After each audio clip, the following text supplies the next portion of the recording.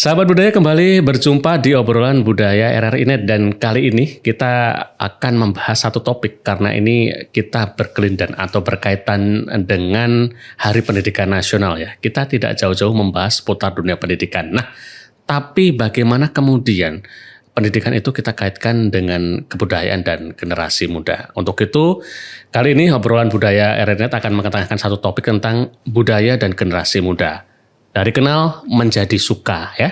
Karena dalam menyukai sesuatu atau dalam belajar sesuatu kita harus suka terlebih dahulu dengan objeknya. Nah, dalam hal ini budaya berbagai macam bentuknya, bisa kesenian, bisa dengan wujud yang lainnya. Dan pada kesempatan kali ini saya akan ngobrol dengan narasumber yang sudah hadir di studio RRI.net. Yang pertama ada Pak Hartono MPD, beliau guru dan juga seniman lukis. Iya. Apa kabar Pak Hartono? Alhamdulillah penuh berkah. Penuh berkah Pak Hartono ya. Iya. Ini seniman tuh nggak bisa dibohongi, wajahnya selalu ceria.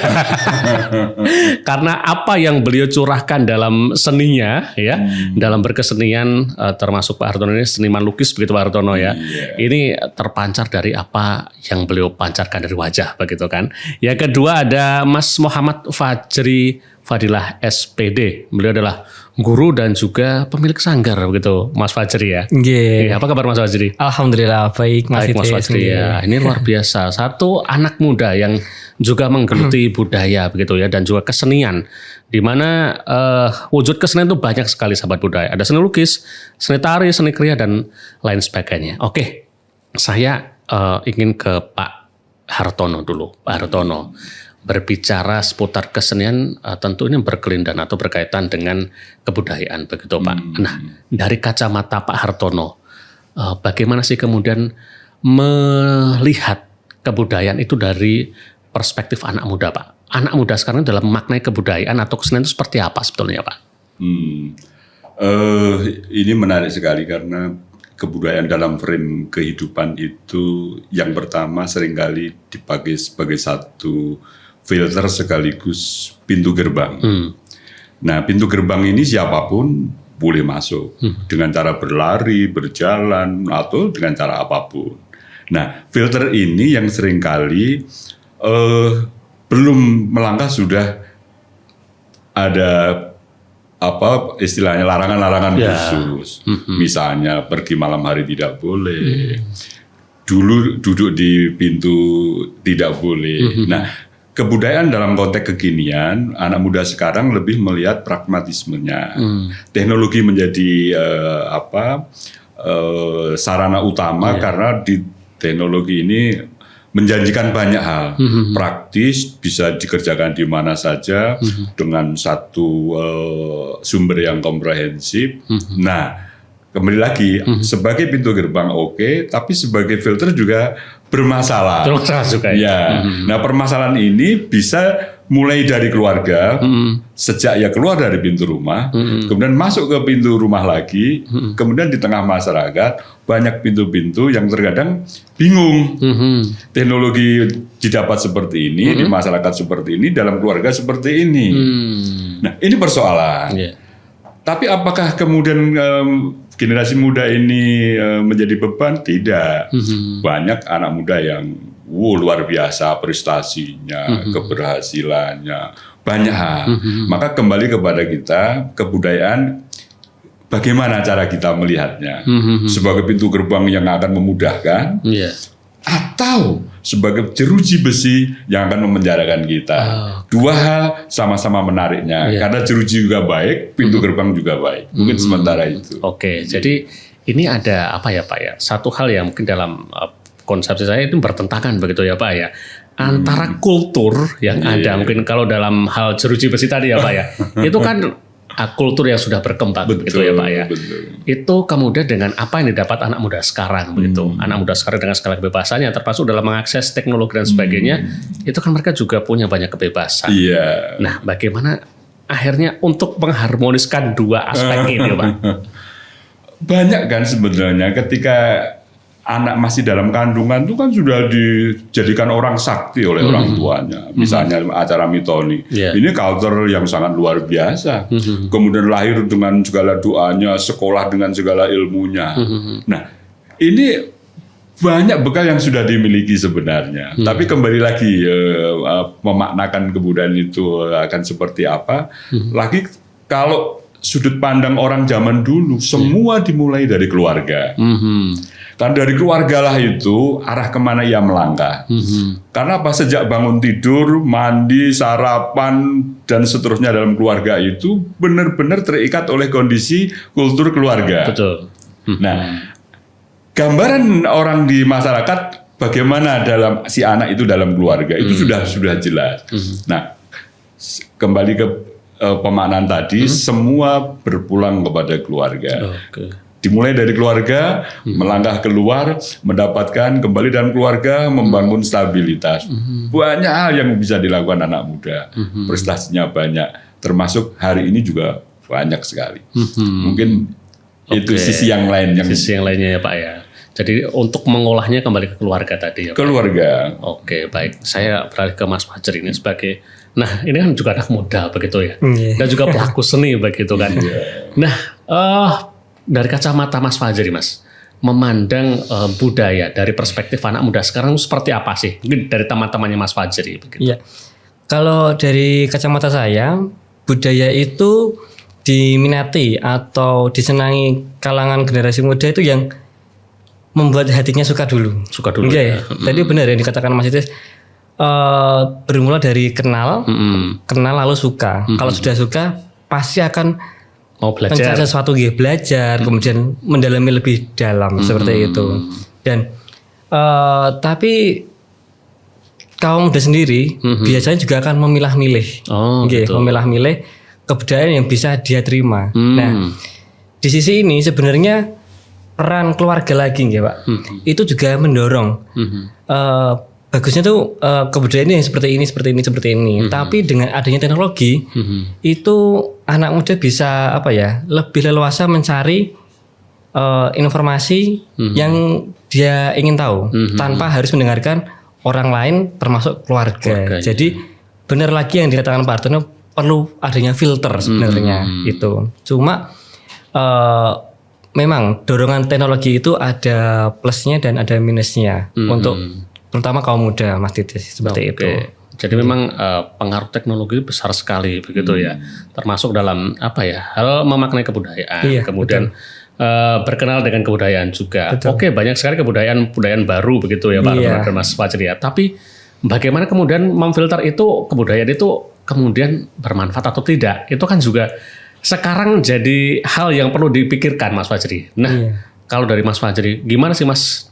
Anda sebagai mungkin pelaku seni dan juga anak muda yang menyukai kebudayaan, memfilter budaya-budaya, ini yang mungkin bisa saya manfaatkan untuk pengembangan diri saya, atau ini yang tidak baik. Seperti apa kemudian filternya? Ya, kalau dari saya dengan teman-teman sanggar itu kita coba membuat wadah.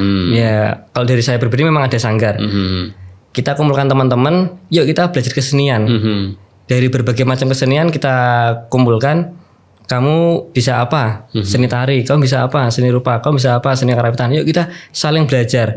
Coba kita nggak usah muluk-muluk yang modern-modern dulu lah. Kita kenal kebudayaan atau kesenian dari Indonesia sendiri aja lah.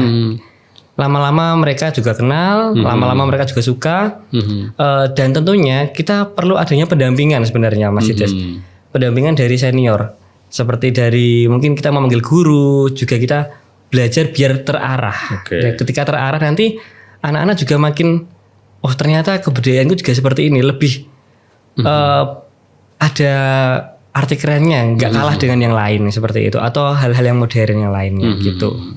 Jadi memang sedikit banyak ini budaya itu ya memang harus menyesuaikan bagaimana zaman berkembang. Iya. Kalau kan dulu zaman Pak Hartono akses teknologi masih sedikit Pak Hartono ya. Sangat tidak kurang begitu ya. Tapi sekarang kan bisa membangun secara teknologi sendiri. Iya, dan kiatnya, fokusnya kiat tadi. Kiat begitu ya Pak ya. Dan apa ya, proses kreatif itu ketika tidak terlalu tercampuri dengan aspek lain dari luar itu lebih banyak apa ya Pak ya, masuk begitu ya? Terkadang enggak juga. Enggak juga ya? Karya seni lahir itu terkadang dari saat kita menderita. Oke. Loh, bahkan kualitas karya seni itu ketika dalam kondisi serba kekurangan itu luar biasa. Karena itu dorongan psikologisnya sangat kuat dan rohnya itu masuk mengikuti proses kreatifnya. Nah, bahkan yang semua serba ada, nggak ada proses penderitaan, nggak ada proses pencapaian. Berbeda sama dengan anak yang hidup dalam keluarga yang serba ada, dengan anak yang serba pas-pasan, dengan anak yang serba kekurangan. Ada istilah menanam benih yang di tanah yang tandus, jika ia akan muncul tumbuh itu akan menjadi nilai yang berbeda dengan semua serba ada, serba subur, terus ngapain bahkan susah aja nggak bisa merasakan. Itu dia. Loh, mau berjalan sepanjang mungkin 100 meter aja mungkin belum pernah loh. Betul. Atau telapak kakinya kena tanah aja mungkin belum pernah. Nah, berbeda yang tadi. Yang serba kurang. Ia mengalami banyak hal. Struggling juga ya. Itu. Akhirnya jadi kuat, kokoh. Bahkan kalau bertarung oke bang. Iya. Termasuk iya betul. Dalam berkesenian juga begitu ya. Itu. Jadi lahir dari proses itu, kekurangannya menjadi satu kekuatan. Jadi ada satu bahasanya itu suara langit gitu. Oke, baik Pak Hartono, Mas Fajri, nanti kita lanjutkan lagi ya. Ini sudah mulai menarik pembahasan kita seputar kebudayaan dan juga kita nanti lebih mengerucut ke kesenian mungkin begitu ya. Karena mungkin masih ada stigma budaya atau kesenian itu membosankan gitu di benak anak muda atau orang kebanyakan sekarang. Tapi seperti apa nanti Pak Hartono dan Mas Fajri membahasnya tetap di obrolan budaya RRI Net.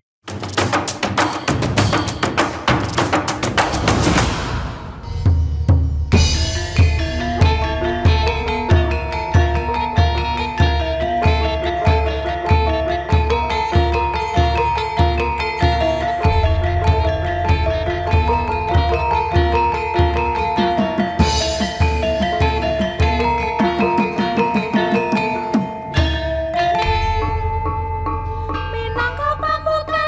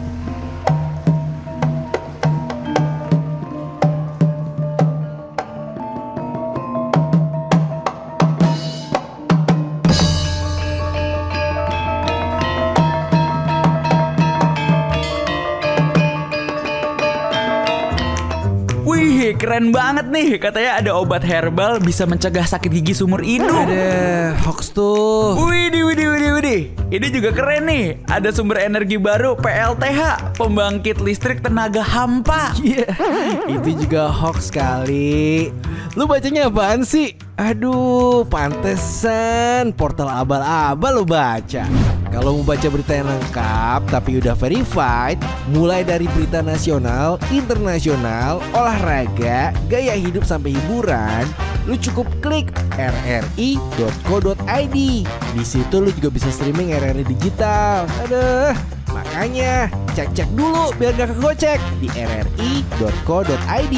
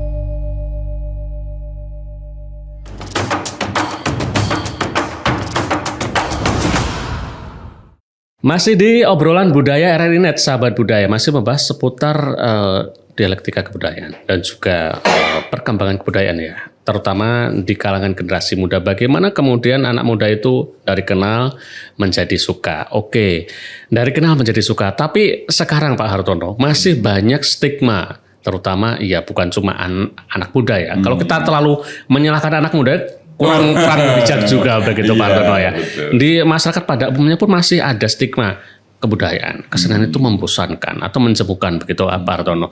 Nah, kenapa sih Pak kemudian masih muncul stigma ini? Apa yang terjadi kemudian kok budaya kesenian itu masih dianggap menjemukan, membosankan begitu Pak? Jadi sebenarnya kalau kita ngambil sisi positifnya, kesenian itu sangat menyejukkan, sangat memberkahi, sangat menghidupkan. Yang menjadi persoalan kan sekarang ini kehadiran teknologi itu kan menjadi penyebab. Misal di tahun 60-an rentang rumah jarak rumah sekian kilometer baru ada rumah. Dalam 1 tahun yang namanya pertunjukan musik mungkin hanya 1 kali. Pergelaran wayang kulit dalam 1 tahun mungkin hanya 2 kali. Sekarang Mas, per malam itu neng kono no wayang, neng kono no musik, neng kono ono pengamen, neng kono ono teater dan sebagainya. Nah ini persoalan. Nah apakah munculnya banyak pertunjukan ini yang disebut kemajuan? Belum tentu. Sudut pandangnya mau pakai apa, tesisnya mau pakai apa. Karena tadi saya matur yang berkelebihan dalam tanda kutip ini juga membahayakan. Nah, kembali lagi kepada kita sebenarnya dari rumah itu kita mau apa? Nah, bosan dalam stigma yang tadi Mas Titis begitu. Kita ada di wilayah mana dulu? Kalau lingkungan maaf ya di tempat saya itu, dinamikanya luar biasa. Karena tempat saya 24 jam. Nah, di situ terjadi dinamika yang luar biasa karena banyak tamu, banyak teman, banyak karya, banyak orang berproses.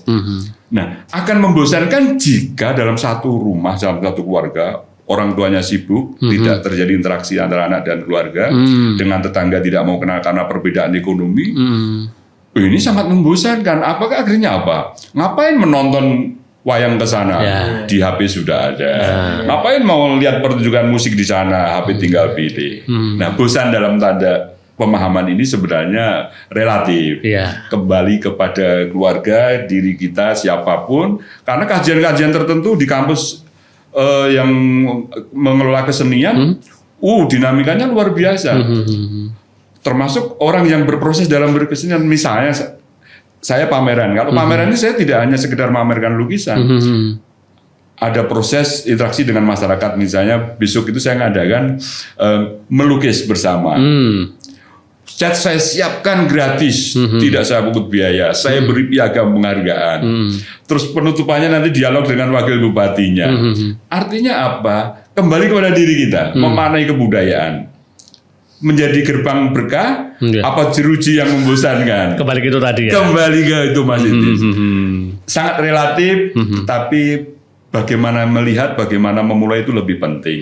Maka cara pertama kata keluar dari orang tua kepada anak adalah anak kita hebat, bagus, ganteng, cantik, dan seterusnya. Bukan ojo.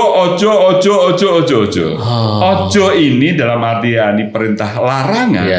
Cukup diganti dengan perilaku orang tua. Contoh ya Pak ya. Nah, ukurannya orang tua dulu, kuncinya hanya satu, pembiasaan. Samu barang kawis kuwi kudu dikulinake. Kalau pembiasaan tidak tercipta dalam keluarga, bagaimana anak mau nyapu tak ngerti ya Mas? Karena nggak dikasih contoh. Nggak ada contoh. Iya betul. Apalagi asah-asah piring, apalagi apa dan seterusnya. Ini tidak dibiasakan. Maka kata nyapu dia sangat asing. Karena pengertian nyapu adalah dikerjakan oleh pembantu, dikerjakan oleh orang lain. Ini yang berbahaya itu justru bagaimana memulai itu dari rumah. Maka pembiasaan bahwa samu barang kawis kudu dikulinake, warisan leluhur kita mengajarkan tentang banyak hal yang sangat membangun ragawi, jiwa dengan segala macam berkahnya. Itu. Jadi memang apa ya Pak ya, kembali lagi ke lingkungannya itu tadi ya Pak ya. Kalau mungkin di lingkungan yang sudah apa ya setiap saat kelindan dengan kesenian, dengan kebudayaan, pasti di situ akan dinamikanya sangat menyenangkan. Iya, betul. Tapi kalau lingkungannya memang tidak pernah disentuh sama sekali dengan sentuhan kebudayaan atau kesenian, ya kan hambar seperti itu tadi. Nah, Mas Fajri, bagaimana kemudian Mas Fajri perjalanannya? Suka dengan kesenian atau sekarang berkecimpung dengan kesenian begitu dan sampai mendirikan sanggar bahkan. Ini kan juga satu proses yang tidak gampang begitu, Pak Hartono dan Mas Fajri. Seperti apa Mas perjalanannya sehingga stigma itu tadi membosankan, kuno dan sebagainya itu bisa hilang gitu Mas? Iya. Jadi dulu awalnya bisa suka itu karena datangnya rasa nyaman ketika mendengar suatu musik tari. Nah, tiba-tiba saya juga kuliah kebetulan di salah satu universitas di Semarang, masuk ke dalam pendidikan seni. Di sana mulai dikasih rangsangan. Kita dirangsang untuk mencintai kesenian dan akhirnya mata kuliah itu merasuk dalam jiwa. Ternyata ada bentuk tanggung jawab yang harus saya realisasikan. Nah, bentuk tanggung jawab itu saya buat sanggar akhirnya. Tentunya tidak lepas dengan bantuan teknologi Mas Dites. Saya mulai menyebar informasi, yuk kita latihan bareng di sanggar ini. Kita sama-sama belajar, tidak ada yang menggurui, tidak ada yang senioritas dan junioritas seperti itu. Akhirnya teman-teman sanggar di sanggar saya itu terbentuk chemistry kekeluargaan. Jadi mulai ada rasa mencintai dan bentuk bertanggung jawab untuk ikut melestarikan keseniannya.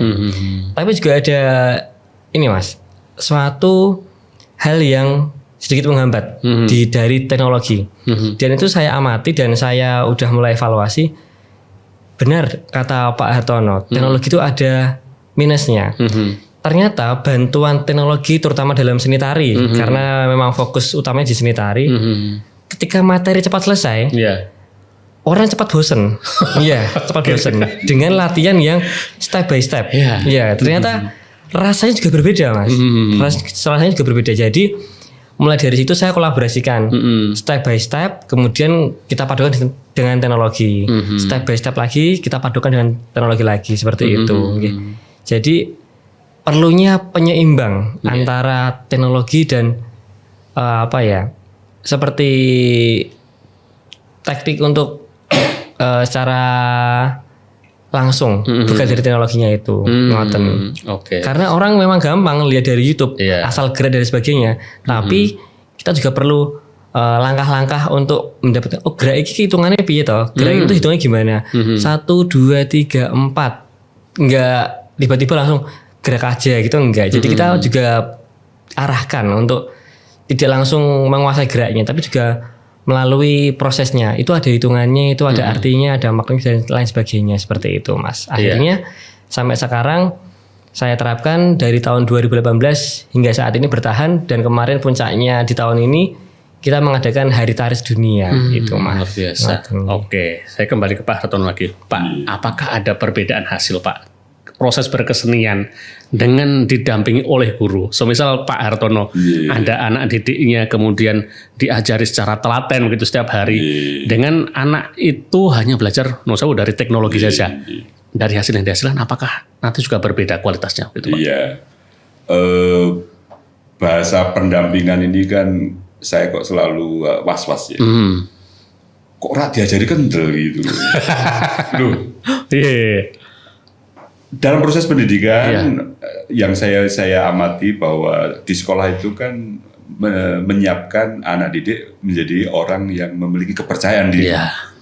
Nah, memiliki kepercayaan diri itu kalau bahasa kuno, anak sedang berjalan kemana tuh orang tua hanya wis le tak sangon itu. Sekarang anak mau ke Johar, le diantar, Pak diantar.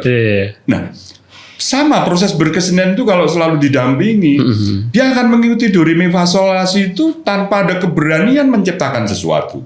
Dia hanya menjadi peniru.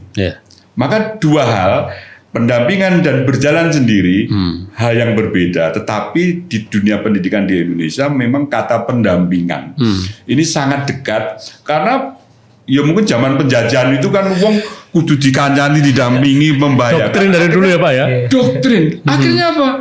anak menjadi penakut. Kalau tidak ada pendampingnya, anak nggak berani. Kalau tidak dikancani gurunya, nggak bisa berkarya. Kalau saya di sisi yang lain, mungkin saya sering kontradiktif ya terhadap kembali lagi kepada pembiasaan. Kalau dibiasakan, wes rasa tak kancani, melaku dewe. Anak kan berjalan sendiri. Meskipun tersyok-syok, dia akan jadi kuat. Tapi kalau didampingi, jangan notasinya do re mi dulu. Oh ya do re mi. Nah, ketika anak bosan dengan do re mi, mau melangkah mi fa sol la si do, ora wani. Maka menurut saya dalam dunia pendidikan itu yang disebut sanggar atau sekolah atau apa, lebih menyiapkan bagaimana anak memberi kepercayaan diri itu adalah melatih bagaimana ngecol, bagaimana mempercayakan kepada dia, memberi kepercayaan. Dengan pemberian kepercayaan kepada anak didik, kepada atau siapapun dalam komunitas itu, ia akan menjadi petarung yang hebat. Dibanding dengan satu contoh tadi, anak sekarang kan juara aja diterke tekan juara. Kalau dulu anak mau ke Solo, ke Semarang, kemana tak sangat itu ngoleh. Cari sendiri ya Pak ya. Berani.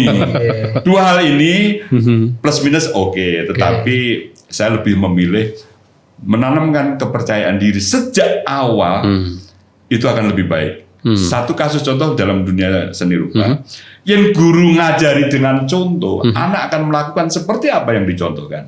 Tapi ketika guru mengatakan, ayo Le, Anda bisa. Begini, Anda pasti bisa. Begini, oke, ayo kerjakan dulu. Dia akan jadi petarung yang hebat. Karena akan timbul keberanian. Dan yang didampingi menjadi penakut. Ini dua hal ya, sudut pandangnya menurut saya. Sudut pandangnya. Baik. Ini semakin menarik sekali. Perbincangan kita termasuk dalam perspektif tadi ya Pak ya, mendampingi dan tidak begitu ya. Tapi ini betul karena hasil dari sebuah proses itu ya tergantung dari si pelaku itu sendiri. Begitu. Baik. Kita lanjutkan lagi sahabat budaya, nanti perbincangan kita seputar kesenian dan kebudayaan yang semakin hangat kita obrolkan tetap di obrolan budaya RRI Net.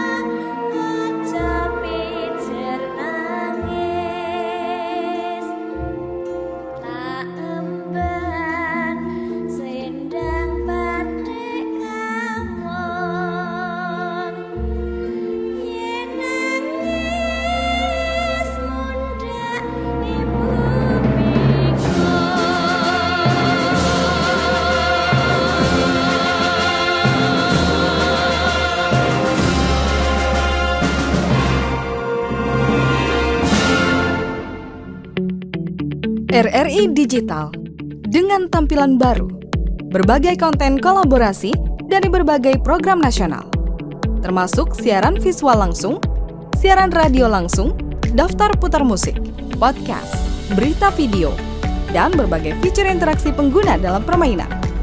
Berbagai konten menarik seperti suka, komentar, dan berbagi, serta obrolan langsung dengan penyiar dan pengguna. Pesan langsung dan fasilitas obrolan pribadi antara pengguna aplikasi juga tersedia. RRI Digital tersedia di Google Store dan App Store. RRI Digital.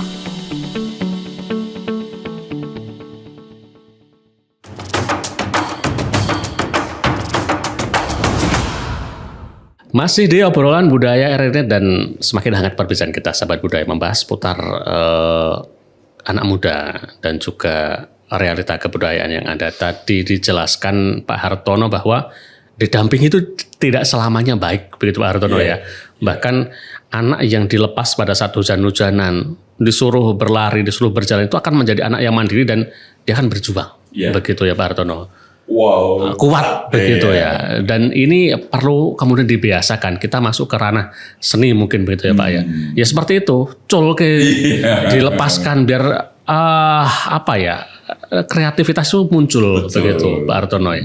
Tapi setidaknya kebudayaan, kesenian itu kan juga harus dimasukkan ke ranah pendidikan juga Pak Hartono. Nah ini kemudian seperti apa Pak bentuk penguatan untuk memperkenalkan, melestarikan kebudayaan, kesenian di dunia pendidikan? Apakah hanya berhenti sebagai ekstrakurikuler atau semisal sudah jadi mata pelajaran hanya dengan jam-jam terbatas saja? Atau dengan model seperti apa sih Pak di dunia pendidikan harusnya agar kesenian, kebudayaan itu bisa berkembang dengan baik Pak? Iya, laju teknologi, kondisi dan realitas itu memang tidak bisa dihindari. Kemudian banyak juga tidak bisa dihindari. Tetapi kalau Bung Karno mengatakan jas merah juga tidak boleh dilupakan. Satu contoh misalnya, dulu tahun 60-an 70-an itu yang disebut pinter, disebut hebat, itu yang bukan karena hitung-hitungannya, tapi karena bisa nembangnya, bisa jogetnya, bisa nggambarnya. Itu kenapa? Di proses awal itu yang lainnya akan katut semua. Yang iso nembang itu dimaknai iso ngerti laku urip kehidupan. Iso nggambar tuh ngerti menyiapkan bagaimana sesuatu yang akan datang. Mendesain. Joget itu bagaimana menahan perilaku seseorang menjadi yang halus, menjadi indah. Pewayangan yang digelar dengan segala macam ceritanya itu lebih penting daripada maaf bahasanya berbicara tentang teknologi. Nah, apakah kemudian teknologi itu harus kita tolak? Tidak. Hanya mestinya potensi Indonesia dengan segala macam culture-nya, kekuatan budayaannya memanfaatkan teknologi untuk mengumandangkan ke dunia. Betul. Supaya apa? Ada proses adu mana makna yang bermanfaat untuk kehidupan atau yang akan menghancurkan. Ojo turu sore kaki ono dewa ngangang jagat dan seterusnya. Apa maknanya? Wah, ini kalau dikupas banyak. Jadi saya lihat lagi bahwa kesenian itu penting dalam pendidikan itu karena memang dimulai dari awal. Suatu contoh misalnya acara mitoni. Itu nyiapkan kelapa gading yang masih muda digambari Sembodro Arjuno atau simbol apalah Komojo Komorate. Komojo Komorate. Ini bayi dalam kandungan sudah disiapkan dua hal loh. Keindahannya, kekuatannya. Kekuatan ini juga sangat banyak. Itu masih dalam kandungan. Nanti pas bla bla bla dan seterusnya masih dibiasakan dengan kebudayaan yang benar-benar membumi. Satu kasus contoh adalah gerak tari yang di daerah, gambar yang sudah dibiasakan, gending-gending yang sudah diciptakan. Maka dalam pendidikan ini kesenian menurut saya menjadi bukan penting lagi, harus ya Pak ya. Harus.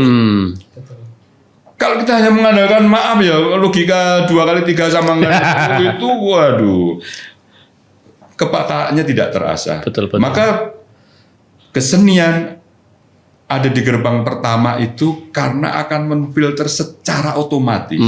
Mas Titis berjalan ke sana sudah langsung lengkap kok. Iya. Bajunya sudah dengan pertimbangan keindahan, sepatunya dengan pertimbangan teknologi, dengan segala apa yang dibawa seseorang di mana saja melekat dalam dirinya.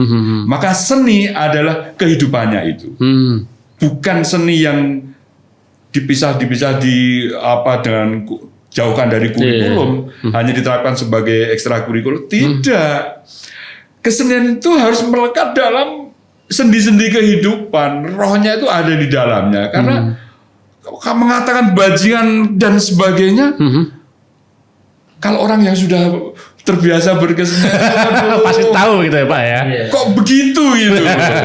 Kecuali dalam panggung teater yang dikemas dengan cerita khusus, boleh dengan segala macam teatrikalnya. Tetapi dalam kehidupan sehari-hari, seni ini luar biasa manfaatnya. Mau dicari apapun kulitnya, apapun isinya, itu sudah menggiring, menuntun, mengingatkan. Bahkan ketika langit itu sedang mendung, kita tidak perlu mencari gambar tentang sebuah ketakutan. Lihat araknya mendung itu sudah, oh ini alam kok begini ya. Tanda-tanda itu akan terbaca. Peka begitu ya Pak ya. Peka. Belum anginnya. Oke. Belum, ini kembali kepada kita bahwa sebaiknya bahwa kesenian jangan hanya menjadi ekstra, tapi bagian penting dalam proses pendidikan. Ya, mosok sih kesenian harus dikerdilkan seperti itu. Tergantung menterinya juga. Nah, ini Menteri Kebudayaannya Pak Drison ini juga barangkali ini harus menjadi tantangan buat, juga ya. Buat Mas Pak Drison ini bagaimana kebudayaan itu diangkat kemudian menjadi satu padu masuk dalam proses pendidikan. Tapi ini saya dengar Oktober nanti kebudayaan akan dipisah menjadi dari kebudayaan katanya. Dengan pendidikan ya Pak ya. Nah, sekarang ini pendidikan dan kebudayaan. Iya betul. Nah, katanya isu yang nanti bulan Oktober 2025 ini kebudayaan akan dipisah dari pendidikan. Lebih fokus berarti ya Pak nanti. Ya kembali ke sudut pandang ini. Sudut pandang lagi ya Pak, betul. Loh, sebenarnya kan penting pendidikannya apa penting kebudayaannya kan pertanyaannya. Kalau kacamata saya sebagai seniman, mempelajari kebudayaan, mempelajari keseluruhan aspek hidup ada dalam kebudayaan. Betul. Karena pendidikan ada di dalamnya. Iya. Mungkin itu Mas, jadi sudut pandang itu akan menentukan sebenarnya yang penting sing endi to, nembang se apa macul se ya.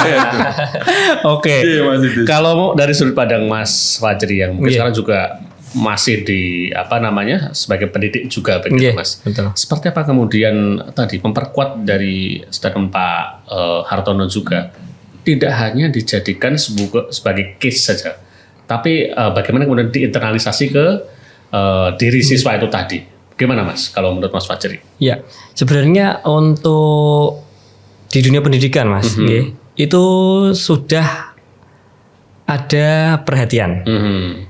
Dalam mata pelajaran seni budaya itu sudah mulai ada penambahan waktu. Yang semula hanya 2 jam mata pelajaran, sekarang sudah mulai jadi 3 jam mata pelajaran. Jadi sudah mulai ternyata kesenian, kebudayaan itu juga penting. Selain ilmu-ilmu eksak atau yang lain sebagainya. Dan memang seni budaya itu juga nanti sebagai salah satu mata pelajaran yang mendasari sikap budaya. Terutama kalau di Semarang atau di Jawa sebagai toto coro sopan santun. Nah itu. Jadi salah satu belajar sopan santun melalui budaya. Bagaimana kita menghormati guru, sesama teman, kemudian orang lain gitu. Mulai dari salim, sapa, sopan santun gitu Mas. Kemudian pengemasan dalam mata pelajaran itu juga sudah mulai mendetail Mas. Jadi misal kelas 1 itu mempelajari tentang seni tari dari teorinya, kemudian mulai praktek, diberikan contohnya, kemudian anak diberikan kepercayaan, ayo kamu bisa memperagakan atau membuat gaya baru, tari baru dari teori yang sudah kamu pelajari. Nggih. Tadi seperti yang dibicarakan Pak Hartono, pendampingan itu tidak terus menerus. Jadi anak perlu diberikan kepercayaan. Mandirian. Nggih, tentunya dengan bekal yang sudah anak-anak bawa cukup. Ngoten Mas. Oke. Nggih, itu. Jadi anak-anak juga merasa, oh guruku udah ngasih ilmu dan saya diberikan waktu untuk mengembangkan. Nggih, seperti itu. Baik. Iya, ini karena waktunya terus mengajar juga Pak Hartono. Mungkin sebagai closing statement, apa ya Pak ya, bagi Indonesia sebetulnya budaya itu jadi nilai tawar gitu Pak. Kalau kita mungkin dengan negara lain bersaing dari segi ekonomi dan sebagainya, mungkin kita agak di belakang begitu Pak. Tapi dari budaya kita bisa bersaing di situ Pak. Bagaimana kemudian harapannya Pak Hartono ke depan kebudayaan itu sebagai nilai tawar Indonesia di mata internasional begitu Pak? Kebudayaan seharusnya bukan lagi nilai tawar, tapi menjadi kepentingan. Satu contoh, saya sangat mendukung kalau di dunia pendidikan itu hari Sabtu yang libur itu khusus untuk berkesenian. Wah, cocok itu. Atau hari opo satu hari itu berkesenian. Sehingga kesenian kok guru di tempelan, mengerti kan? Formalitas kemudian tentang kebudayaan dalam pemahaman yang lebih simpel menurut saya, kalau ditawarkan itu kan seolah-olah kayak nggak penting. Iya betul. Harus menjadi kebutuhan. Kebudayaan harus ada di depan, karena buahnya ada di dalamnya. Satu, kalau di sekolah kan dulu ada tembang jam itu mangkat sekolah, koyong ini rasane wong dadi murid. Nah, anak ngerti jam itu dan seterusnya. Tapi bukan itu semata, banyak aspeknya. Kebudayaan harus segera dikumandangkan. Kalau tadi Mas Titis bilang ditawarkan, itu juga analog saja, bahwa kebudayaan penting. Orang Monco itu sebenarnya sangat mengagumi kebudayaan kita. Betul. Dan yang tidak bisa dihancurkan oleh negara tetangga, negara asing itu tentang Indonesia itu kebudayaan. Lukisanku tentang Oxyodus itu ketika luar negeri, negara luar menjajah Indonesia itu sekarang yang diserang akarnya Mas, akar kebudayaannya, bukan wilayah orangnya. Kalau akar kebudayaan Indonesia itu sudah iso diserang, ngeri Mas, Indonesia sangat berbahaya. Maka menguatkan akar kebudayaan bukan lagi penawaran, tapi kebutuhan kebudayaan Indonesia harus dikumandangkan sejak hari ini dan seterusnya. Bahkan di dunia pendidikan, carilah hari khusus. Hari kesenian, khusus berkesenian, dimulai dari TK, SD, SMP dan seterusnya. Itu nanti akan menjadi yang disebut berkepribadian dan seterusnya. Indonesia bukan lagi bla bla bla bla, tapi akan menjadi pengulangan sejarah kehebatan Indonesia zaman dahulu. Karena memang berangkat dari kebudayaan. Oke, mungkin baik. itu Mas. Siap. Kalau dari Mas Wajir, sebagai penutup Mas Wajir, bagaimana kemudian ya itu tadi Indonesia kembali berdaulat di bidang kebudayaan juga. Jadi kalau dari saya, seni budaya itu penting Mas. Pentingnya kenapa? Karena itu benar yang dikatakan Pak Hartono, semua aspek kehidupan ada di sana. Kalau hanya sebagai pelengkap kayaknya kurang pas. Seni budaya ini justru yang harus maju menjadi garda terdepan, supaya Indonesia itu terkenal dengan segala keunikannya, kreativitasnya dan segala macam isinya lah keunikannya. Dan hal ini perlu dikedepankan tanpa dikesampingkan. Itu sih Mas. Oke, baik. Sahabat budaya, Indonesia negara dengan berjuta kebudayaan, berjuta keunikan yang berangkat dari kultur tiap-tiap manusianya dan juga tiap-tiap daerahnya. Sudah selayaknya kebudayaan, kesenian ini menjadi kebutuhan kita bersama untuk tetap menjaga akar kita sebagai bangsa Indonesia tetap kuat. Pak Hartono, terima kasih. Terima kasih. Sangat senang sekali berbicara dengan Pak Hartono tentang budaya. Nanti lain waktu kita sambung lagi Pak. Dengan di rumahku juga siap. Siap, nanti kita ke sana. Siap. Oke. Baik Mas Wajri, terima kasih untuk rawuhnya. Demikian sahabat budaya, perbincangan kita di obrolan budaya internet kali ini. Kebudayaan dan juga kesenian menjadi tanggung jawab kita bersama untuk menjaga agar tetap lestari dan terus ada hingga anak cucu kita nanti. Demikian obrolan budaya internet. Sampai jumpa.